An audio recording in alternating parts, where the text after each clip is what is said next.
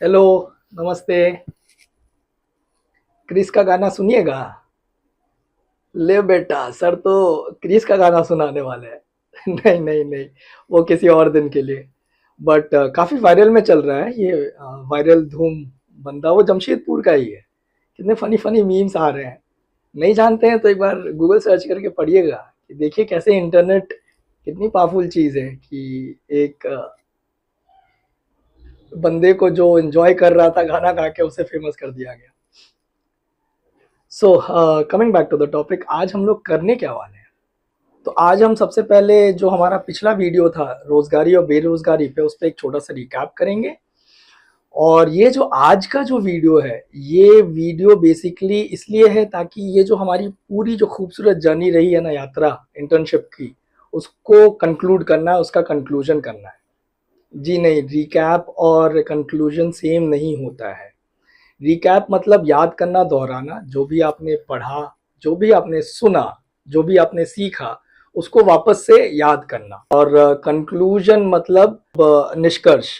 तो निष्कर्ष मतलब क्या हो गया कि जो भी आपने इस पूरी यात्रा में सीखा है, जो पूरी जो यात्रा की है उसमें क्या सीखा, क्या समझा, और उस समझ और सीख को लेकर आप अपने सोच को कैसे बदलने वाले हो और आप आगे क्या करने वाले हो, इस पूरे निष्कर्ष का मतलब क्या निकला इस पूरी यात्रा का। ठीक है, तो चलिए आगे बढ़ते हैं। तो क्या सीखा था हमने अपने पिछले थ्योरी क्लास में? हमने ये जाना था कि यार रोजगारी क्या होती है। सरकारी नौकरी करना सिर्फ रोजगार कहलाता है ऐसा नहीं है।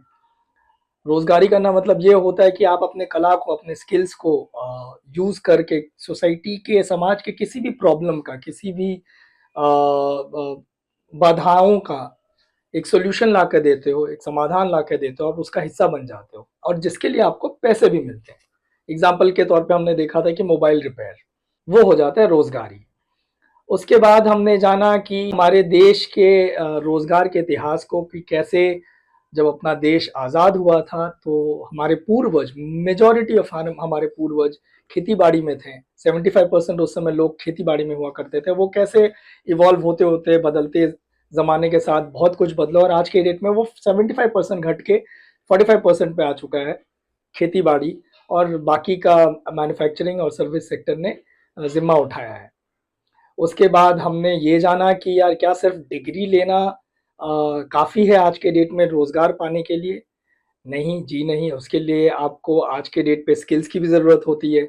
आज के कंपनियाँ, चाहे आप फ्रेशर हो ना हो, थोड़ा-सा एक्सपीरियंस ज़रूर माँगती है, क्योंकि कॉलेज जो है वो हमें सिर्फ़ और सिर्फ़ थ्योरी सिखाता है और ऐसे इंटर्नशिप जो आप कर रहे हो, मार्केट का एक्सपोज़र देता है। तो काफ़ी आई होप आपने काफ़ी दिल लगाकर मेहनत करके ये इंटर्नशिप किया होगा। और फिर उसके बाद हमने जाना कि स्किल्स क्या होते हैं और अपने आप को ग्रो करने के लिए क्या-क्या स्किल्स की ज़रूरत होती है। स्किल्स को इम्प्रूव करने के लिए कैसे वो 4 स्टेप्स को फ़ॉलो किया जाता है। और उसके बाद हमने जाना कि रोज़गार के और क्या-क्या नए रास्ते हैं। जैसे आप आर्ट्स के स्टूडेंट हो तो आपके रास्ते ऐसे खुले पड़े हुए हैं, आप एचआर में जा सकते हो, मीडिया में जा सकते हो, सरकारी नौकरी के अलावा रिसर्च सेंटर्स में जा सकते हो, असिस्टेंट रिसर्च बन सकते हो, एजुकेशन फील्ड में जा सकते हो, एनजीओज़ के साथ काम कर सकते हो, तो वगैरह-वगैरह चीज़ें हमने देखी थी। और अंत में हमने आर्टिफिशियल इंटेलिजेंस के बारे जाना था, हिंदी नाम क्या होता है वो आप मुझे बताएँगे। तो आर्टिफिशियल इंटेलिजेंस के बारे जाना था एंड ये भी जाना था कि कैसे आर्टिफिशियल इंटेलिजेंस एक बहुत बढ़िया वरदान भी है और एक बहुत बड़ा श्राप भी होने वाला है। तो उसका कितना इस्तेमाल करें, कैसे इस्तेमाल करें, क्या-क्या क्वेश्चन पूछने से वो कैसे आंसर देता है, ये सारा कुछ हमने डिटेल में जाना था अपने पिछले वीडियो में। और उसके बाद आपको फील्ड विज़िट के बारे हमने बताया था कि आपको फील्ड विज़िट में जाके कैसे लोगों से बात करनी है और क्या-क्या सवाल पूछना है। और उसके लिए बहुत-बहुत बधाइयाँ कि आपने वो फील्ड विज़िट बहुत ही अच्छे से कंप्लीट किया। मैं यहाँ बधाइयाँ पे बधाइयाँ दिए जा रहा हूँ, बट पता नहीं आप लोग सच्चे में मन से काम कर रहे हो कि नहीं। कुछ ढेर सारे होते हैं कि थोड़ा-सा दिमाग लगा के शॉर्टकट लेकर काम कर लें। तो उन उन उन वैसे लोगों मैं भी उसी कैटेगरी में आता था। तो वैसे लोगों के लिए ना हमने एक उपाय भी लगाया है। तो वो मैं वीडियो के अंत में बताऊँगा कि क्या करना होगा उसके लिए। तो चलिए आज बढ़ते हैं आज के कंक्लूजन वाले वीडियो में, और ये पूरी यात्रा को कंक्लूड किया जाए साथ में। तो कहाँ से शुरू किया जाए? चलिए वहाँ से चालू करते हैं जहाँ से आपकी और हमारी कहानी शुरुआत होती है, समाज से। आज मैं कोई लेक्चर देने नहीं आया हूँ, मैं काफ़ी सवालों के साथ आया हूँ। काफ़ी आसान सवाल हैं और उसके उत्तर उतने ही ज़्यादा आसान हैं। तो आपका अपना एक घर है, मेरा अपना एक घर है। वो घर स्थापित है अपने एक बड़े घर पे जिसका नाम समाज है।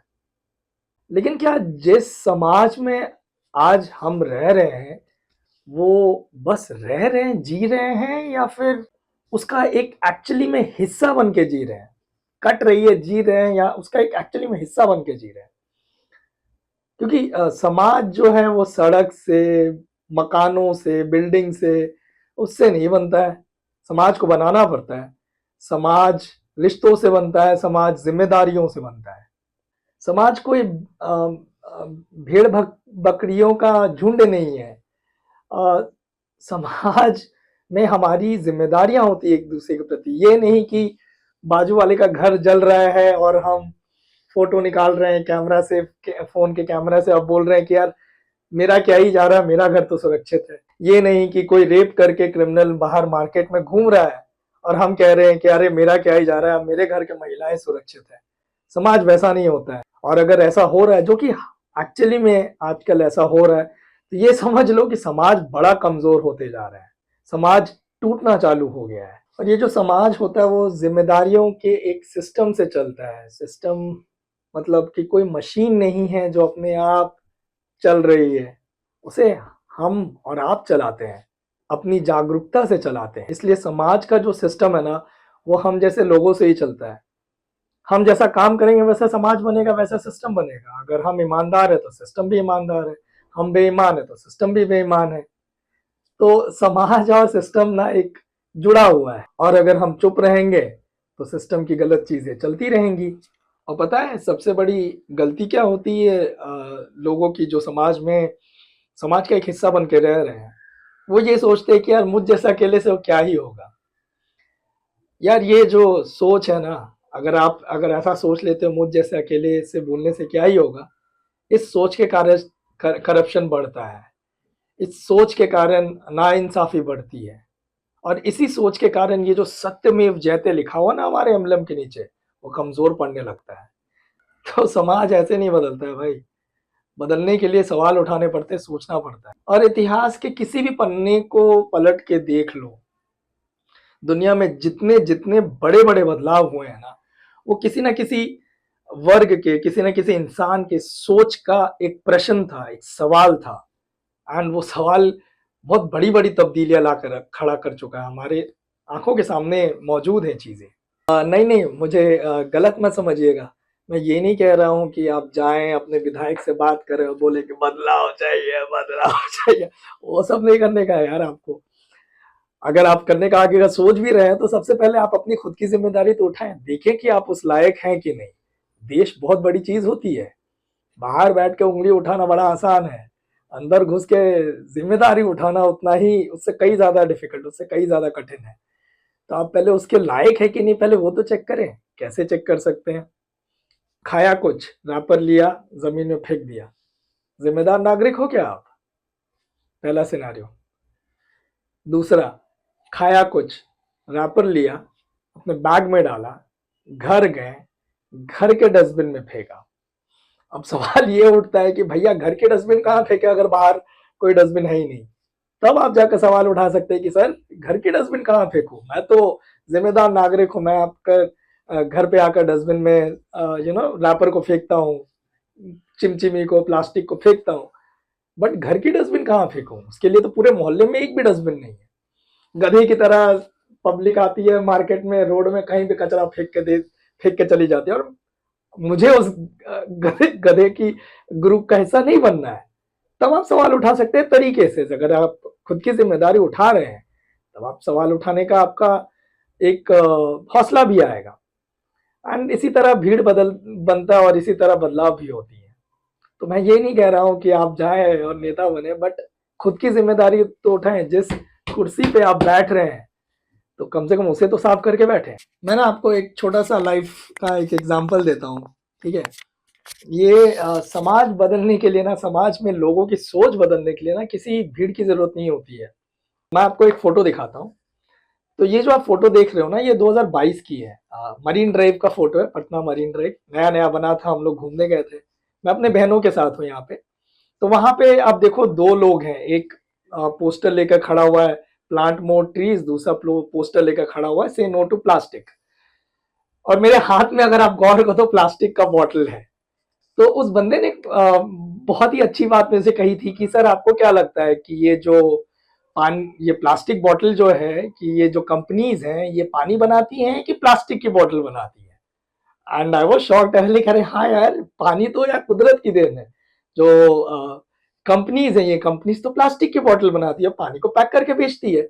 और प्लास्टिक ऐसे विलुप्त नहीं हो रहा है मार्केट से, नेचर से, प्रकृति से ऐसे जमा होते जा रहा है। तो इसीलिए वो बंदा खड़ा था कि से नो टू प्लास्टिक। और उसके बाद से लेकर आज तक, मतलब 2022 की बात है, तब से लेकर आज तक मैं कोशिश करता हूँ कि अपना एक बॉटल लेकर घूमूं, प्लास्टिक को ना करूं। तो कैसे एक बंदे के विचार ने मुझ में चेंजेस लाई है। और जब मेरे में छोटी सी चेंज हुई तो मैं, मेरे घर वालों में कुछ लोग हैं जो इसी चीज को इम्प्लाई कर रहे हैं, इसी चीज को यूज भी कर रहे हैं कि प्लास्टिक को नहीं यूज करते हैं। तो एक समाज का बहुत ही छोटा सा कण तो कम से कम चेंज हुआ। बदलाव का हिस्सा तो हम लोग भी बन रहे हैं। समाज को बदलने के लिए किसी भीड़ की जरूरत नहीं होती है, बल्कि एक जिम्मेदार नागरिक की जरूरत होती है।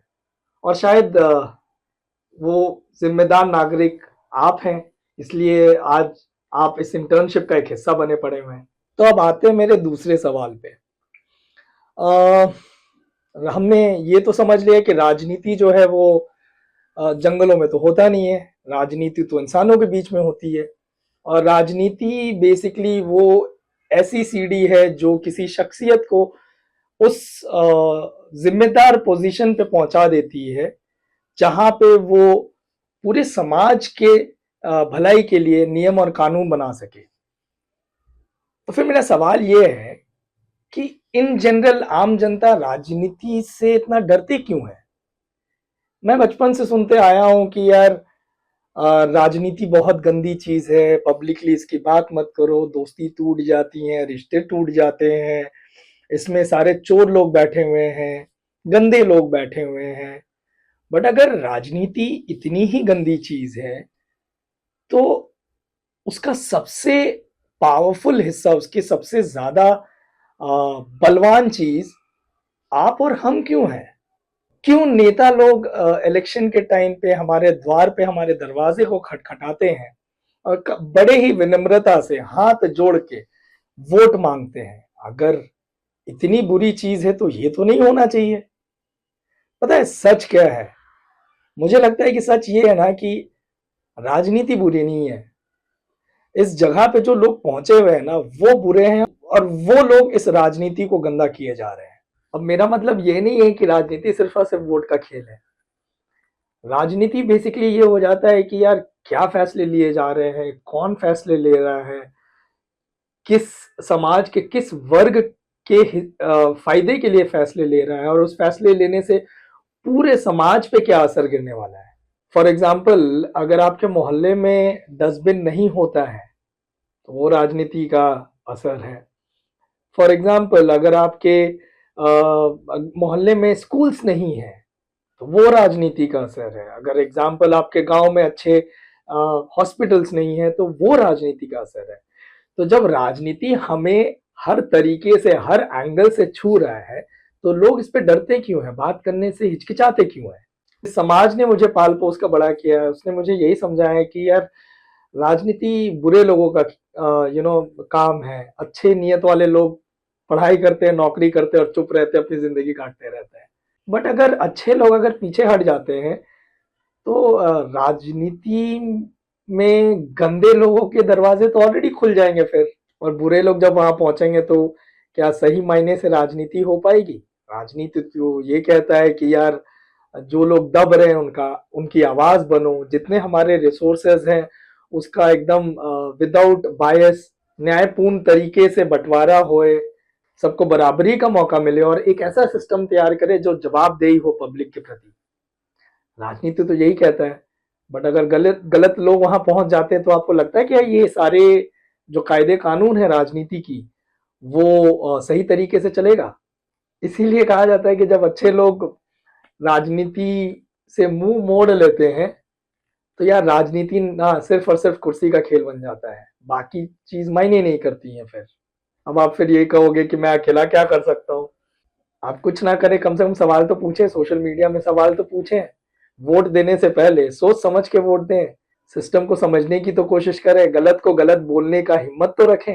ये सब तो आप कर ही सकते हैं। और इतिहास गवाह है भाई कि जितने बड़े बदलाव हुए हैं ना वो किसी एक से चालू हुआ है। किसी एक ने हिम्मत जुटाया, सवाल किया, बाकियों को हिम्मत आया, धीरे धीरे भीड़ बढ़ी और बदलाव अपने आप दिख जाता है उसके बाद। इसलिए अगर तुम चुप रहोगे तो गलत फैसले बोलना चालू कर देंगे, राजनीति के सत्ते पे गलत लोग पहुंचना चालू कर देंगे। इसलिए राजनीति गंदी नहीं होती है, सिस्टम गंदा नहीं होता है, उसे चलाने वाले गंदे होते हैं। सवाल करें तब जाके जवाबदेही बनते वो लोग। चलिए अब आते हैं मेरे तीसरे सवाल पे। आ, एक सच्चा नागरिक कौन होता है? मतलब वो होता है क्या जो जब भी इंडिया मैच जीतती है या फिर ओलंपिक्स में मेडल लाती है तो अपने तिरंगे को ले जाकर बाहर जाकर अपने छत पे जाकर ऐसा फहराना या मोहल्ले में जाकर झंडा फहराना, खुशी में जाहिर होना, प्राउड फील करना, या फिर उससे कुछ और भी ज्यादा होता है? और क्या नागरिक सिर्फ एक वोट बैंक का हिस्सा होती है? आई मीन जब आप जन्म लेते हो ना तो सबसे ज्यादा खुशी आपके परिवार के लोगों को होता है। और जब 18 साल के आप जब होते हो ना तो सबसे ज्यादा खुशी पॉलिटिकल पार्टीज को होता है। जैसी आपकी सोच वैसा पॉलिटिकल पार्टी उस पर खुश होता है। तो क्या सिर्फ और सिर्फ नागरिक होना एक वोट बैंक का ही चीज होता है क्या, कि उसके ऊपर भी चीजें होती हैं? मुझे तो बचपन से बोला गया है कि यार देश का नागरिक होना एक बहुत बड़ी चीज होती है और हमारे कई अधिकार होते हैं। हाँ होते हैं ना, मतलब 6 फंडामेंटल मौलिक रूप से अपने अधिकार हैं। समानता, सब बराबर हैं, चाहे किसी भी धर्म का हो, किसी भी जाति का हो, किसी भी लिंग का हो, अमीर हो गरीब हो, सब बराबर है। बट अगर मुझसे पूछो तो मेरे मन में तो यही सवाल होता है कि क्या हम खुद को सबके बराबर मानते हैं? फिर हमें दूसरा जो अधिकार मिलता है वो है अपनी धर्म को फॉलो करने का, कि आपको किसी भी धर्म को फॉलो करने का पूरा अधिकार है। आप ना फॉलो करो वो भी आपको अधिकार है, आप बदलना चाहो तो वो भी आपको अधिकार है। और मेरा मानना है कि यार कोई भी धर्म ना मौलिक रूप से सिर्फ और सिर्फ आपको एक अच्छा इंसान बनने कहती है अपने अपने तौर तरीके के हिसाब से। बट कोई भी धर्म ये नहीं कहता कि किसी और धर्म को नीचा दिखाओ, उसे ठोस पहुंचाओ। फिर हमें अधिकार मिलता है स्वतंत्रता का। क्या चीज की आजादी है ये? अगर हमें आजादी मिली है तो क्या चीज की आजादी है? हमें बोलने की आजादी है, हमें लिखने की आजादी है, हमें अपने विचारों को एक्सप्रेस करने की आजादी है, हमें अपनी जिंदगी अपने तौर तरीके से जीने की आजादी है। बट आजादी ऐसा नहीं कि हम उसे एक्सप्लॉइट करें, कि हम ऐसा कुछ काम करें कि आजू बाजू के लोगों के भावनाओं को तकलीफ पहुंचे और उनको चोट पहुंचे, ये बोल के हम अपने आप को संतुष्टि दे देते हैं कि मेरी जिंदगी में ऐसे ही हूँ, मैं ऐसे ही जीता हूँ, आपको तकलीफ लगे तो आप भाड़ में जाओ। नहीं नहीं, वो अधिकार नहीं होता है। हमें अधिकार है अपने शोषण के खिलाफ बोलने का। हमें अधिकार है जब किसी को मजबूरी में काम कराया जाता है। हमें अधिकार है जब बच्चों से काम कराया जाता है। शोषण ना करें उन चीज़ों का। हमें इंसानों की ज़िंदगी को मटेरियल ना बनाएं, जो कि आज के डेट में हॉस्पिटल में चलता जा रहा है। हमें ये भी आज़ादी है कि हम अपने भाषा को, अपने कल्चर को, अपने बिलीफ को, अपनी पहचान को बचाए रखें, उसको प्रैक्टिस करें। क्योंकि ये जो अलग अलग विभिन्नता ही है ना, हमारी देश की एक बहुत बड़ी ताकत है। हमें अधिकार है कोर्ट जाने का। जब भी आपसे कोई कोई कोई भी आपसे कुछ भी अधिकार छीनता है तो आप कोर्ट जा सकते हैं। हमें अधिकार है इन सब चीजों का। लेकिन अब ये सवाल उठता है कि क्या अधिकार सिर्फ और सिर्फ कागज पे लिखा होना चाहिए? क्योंकि लोग जब अपने अधिकार के लिए आवाज नहीं उठाते ना, स्पेशली जब अधिकार ना मिले तो ये अधिकार ना सिर्फ और सिर्फ कागजों पे एक लिखित के रूप में रह जाती है और जमीन पे सिर्फ और सिर्फ स्याही बन के रह जाती है। जिम्मेदारी के बगैर अधिकार ना एक ऐसा गाड़ी हो जाती है, देश मान लो कोई एक ऐसा देश है जहाँ पे सारे लोग ना सिर्फ़ और सिर्फ़ अपने अधिकार की बात कर रहे हैं, ज़िम्मेदारी कोई नहीं उठाना चाह रहा है। तो होता क्या है कि सारे लोग ना सिर्फ़ एक्सेलेरेटर पे हाथ लगाए हुए हैं या पैर दबाए हुए हैं, सबको रफ़्तार चाहिए, लेकिन ज़िम्मेदारी कोई नहीं उठा रहा है, स्टीयरिंग कोई नहीं सँभाल रहा है। तो ऐसे देश का होगा क्या? एक्सीडेंट तय है, दुर्घटना होना तय है। तो है ना हमारे पास भी ज़िम्मेदारियाँ, एक नहीं 11-11 है। उसमें से तो 3 सम्मान की बात करते हैं, देश और तिरंगे का सम्मान, महिलाओं का सम्मान, संविधान और राष्ट्रीय प्रतीकों का सम्मान। 2 चीज़ सुरक्षा की बात करते हैं, अपने पर्यावरण एनवायरनमेंट की सुरक्षा, सरकारी संपत्ति की सुरक्षा, हिंसा से दूर होना, अंधविश्वास से दूर होके वैज्ञानिक तौर तरीकों की तरफ बढ़ना, देश की उन्नति में कंट्रीब्यूट करना। 2 यूनिटी की बात करते हैं कि अपने देश की अखंडता को बनाए रखना, भाईचारे को बढ़ावा देना और सबसे इम्पोर्टेंट अपने स्वतंत्र के जो स्ट्रगल रहे हैं, जो संघर्ष रहा है अपने स्वतंत्रता का, उसे हमेशा याद रखना। अगर आप हमारे देश को, हमारे तिरंगे को इज़्ज़त ही नहीं देते हो, सम्मान ही नहीं देते हो, तो फिर काहे का अधिकार आपको?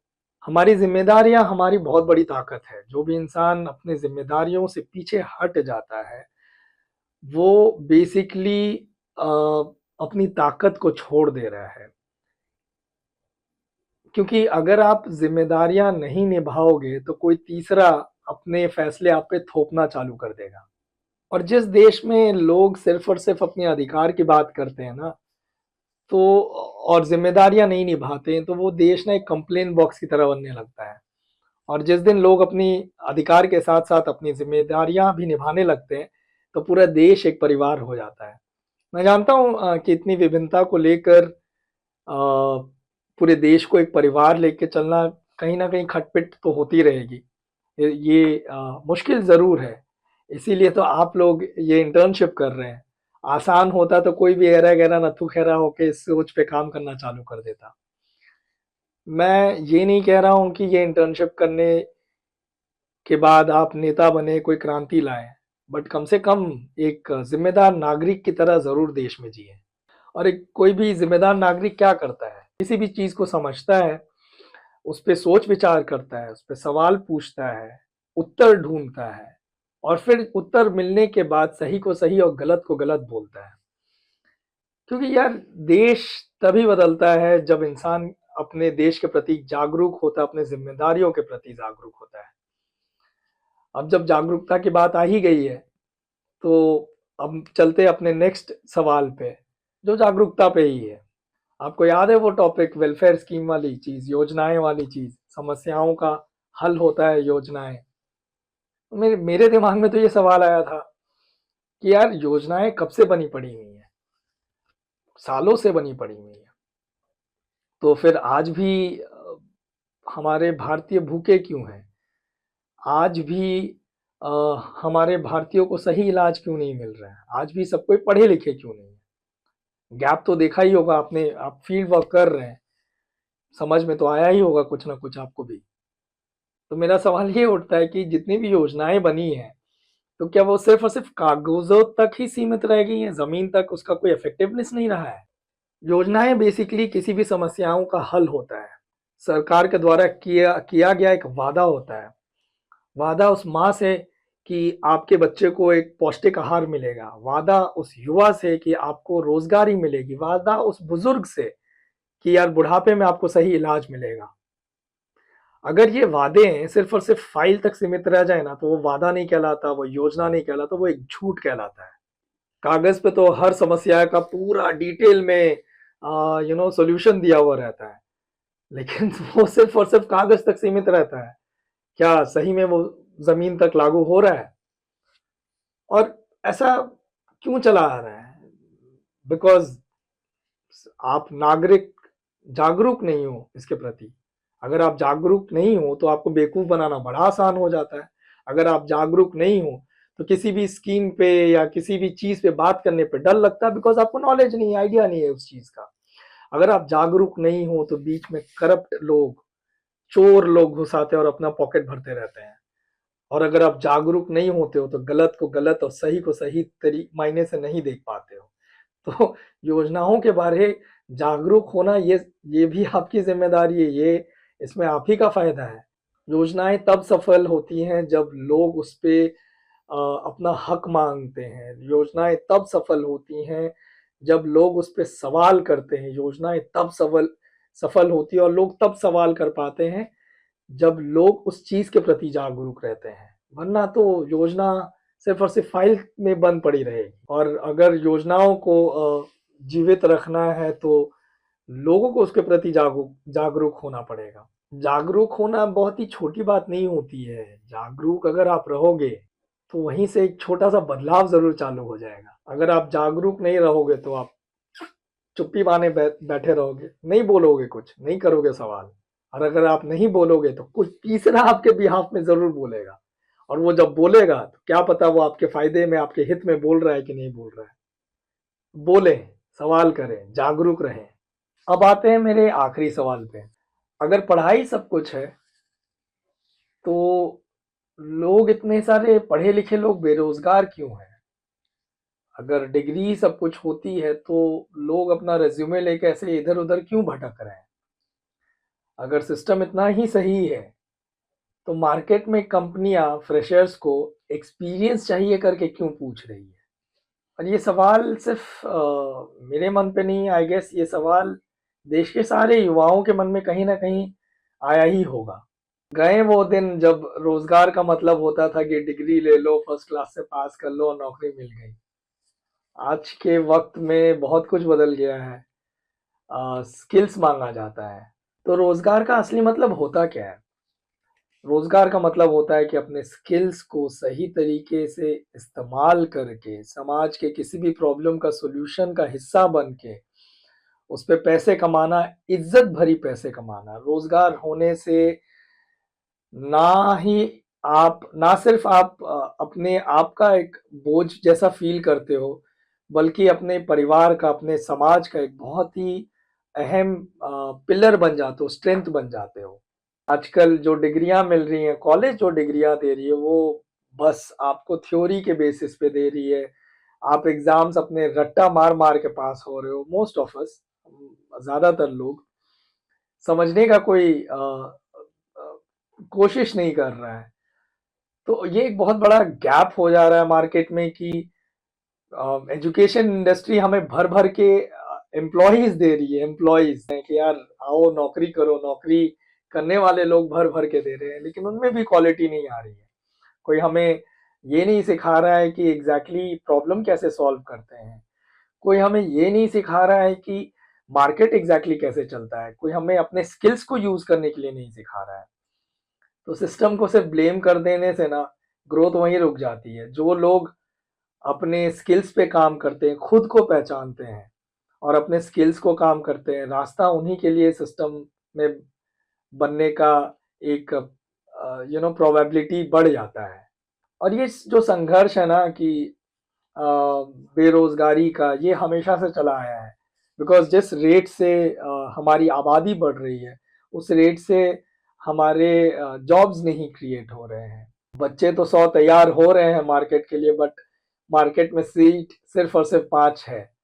तो ये गैप हमेशा रहेगा और आज के डेट में जब कंपनियाँ स्किल्स माँग रही हैं, तो सवाल ये उठता है अपने आप से, खुद से कि मुझे किस स्किल्स पे काम करना है, कैसे काम करना है, कब तक उस स्किल्स को ग्रो करना है और अपने स्किल्स को यूज़ करके कौन से ऐसे इंडस्ट्री में जाकर अप्लाई करना है, जहाँ पे आपको जॉब की संतुष्टि मिलेगी, जहाँ पे आपको कभी रिटायरमेंट करने का मन नहीं लगेगा। लेकिन अब इस स्किल्स को बढ़ाने के लिए करें क्या? आज के डेट में तो काफ़ी उपाय हैं। ऑनलाइन कोर्सेज़ हैं, गवर्नमेंट के बहुत सारे वेबसाइट्स हैं जहाँ पे आप अपने स्किल्स को एनहांस कर सकते हैं, बढ़ा सकते हैं। फील्ड वर्क है, इंटर्नशिप्स है, इत्यादि बहुत सारी चीज़ें हैं। लेकिन सबसे ज़्यादा इम्पोर्टेंट चीज़ होती है सीखने की जिज्ञासा, सच्चे मन से सीखने की जिज्ञासा। अगर वो आप में है तो फिर मंज़िल ज़्यादा दूर नहीं है आपकी। तो डिग्री आपको एक बंद दरवाज़े के सामने लाकर खड़ा कर देता है और स्किल्स वो चीज़ है, वो चाबी है जिससे वो दरवाजे खुलते हैं। तो डिग्री के साथ-साथ आज के डेट में स्किल के ऊपर काम करना भी बहुत ज़रूरी हो जाता है। ये एक सवाल उठता है अपने आप से कि आपको किस स्किल्स पे काम करने की ज़रूरत है? और आप जब अपने आप को खुद को पहचान लोगे, तो अपने स्किल्स को यूज़ करके, अपने डिग्री को यूज़ करके अपनी पहचान बनाने में आपको ज़्यादा देर नहीं लगेगी। और इसी के साथ ख़त्म होता है मेरा ये सवाल करने का सिलसिला, और इस सिलसिले के साथ ख़त्म होता है अपना कंक्लूजन वाला वीडियो। अब आगे क्या? फील्ड विज़िट कंक्लूजन पे? नहीं, नहीं, नहीं। अब आगे आपको अपनी उड़ान भरनी है, और उस उड़ान भरने के लिए आप कितने तैयार हो, किस हद तक तैयार हो, कहाँ-कहाँ आपको और तैयारी करनी है, उसके लिए लिया जाएगा टेस्ट। वो बेसलाइन टेस्ट जो आपने लिखा था हर थ्योरी क्लास के बाद 25 एमसीक्यू वाला, उसे बेसलाइन टेस्ट कहते हैं। वो बेसलाइन टेस्ट जैसा लिखा था, वैसे ही हमारा एक एंड लाइन टेस्ट होगा। उसमें 25 के बजाय 50 एमसीक्यूज रहेंगे, एंड उसके अलावा एक फाइनल असाइनमेंट रहेगा। उसमें 6 क्वेश्चंस रहेंगे, और उस सारे 6 क्वेश्चंस एक असाइनमेंट के तौर पे आपको आंसर्स लिखने होंगे। वो एमसीक्यू नहीं रहेगा। और मैंने बोला था ना कि यार मेरे ऐसे कुछ लोग 110% रहेंगे क्लास में जो शॉर्टकट देखते हैं। तो ऐसे सारे स्टूडेंट्स को ध्यान में रखते हुए असाइनमेंट के साथ-साथ आपको एक जियो टैग पिक अपलोड करनी होगी। जियो टैग पिक वो होता है जिसमें आप एक ऐप के द्वारा फील्ड विज़िट पे जो जाओगे उसका फ़ोटो अपलोड करना होगा। उस ऐप के द्वारा से होगा क्या कि आपका ज्योग्राफी जो लोकेशन है वो पता चल जाएगा, टाइम पता चल जाएगा, डेट पता चल जाएगा। तो मेरे जैसे स्टूडेंट्स के लिए ये नियम मेरे जैसे स्टूडेंट्स के कारण ये नियम को लागू करना पड़ता है।